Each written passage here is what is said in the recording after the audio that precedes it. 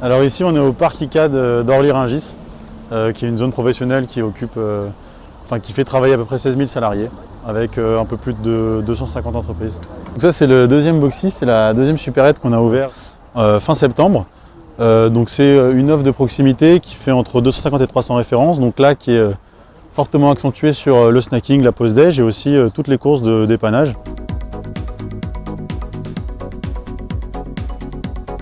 Alors comment ça marche? En fait, on a développé donc un système propriétaire qui combine la reconnaissance d'image et les capteurs de poids.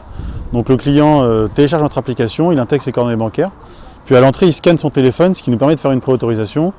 Lorsqu'il rentre dans le magasin, on va pouvoir faire du tracking, donc reconnaître vraiment son parcours dans le magasin, reconnaître les produits qu'il prend, il peut les reposer, c'est du libre service. Si quelqu'un veut le suivre, il scanne son téléphone. Du coup, les deux pourront prendre leurs produits et chacun paiera pour son propre panier. Et puis ensuite, les clients s'en vont, ils sont débités automatiquement, ils reçoivent leur ticket de caisse 2 minutes après. Il y a une marge d'erreur qui est finalement assez faible parce que on a combiné la reconnaissance d'image qui, elle, peut être sujette à erreur avec des capteurs de poids qui sont beaucoup plus précis. Et donc, on a un taux d'erreur qui ne dépasse pas les 2%.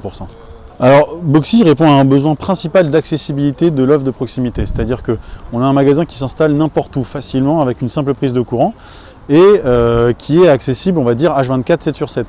Donc toutes les zones, tous les territoires dans lesquels une population aurait besoin d'une offre de proximité à laquelle elle n'a pas accès, en fait, tous ces territoires-là ont vocation à accueillir une Boxy. Voilà la cible.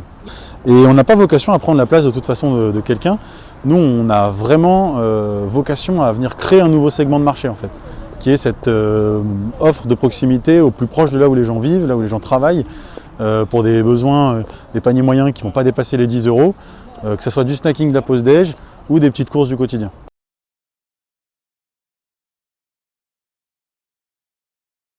Une simple problématique qui est celle de la couverture 3G, 4G, parce que le magasin fonctionne en totale autonomie même sur sa connectivité, mais a besoin quand même de réseau 4G. Aujourd'hui, on attend à peu près une soixantaine de visites par jour.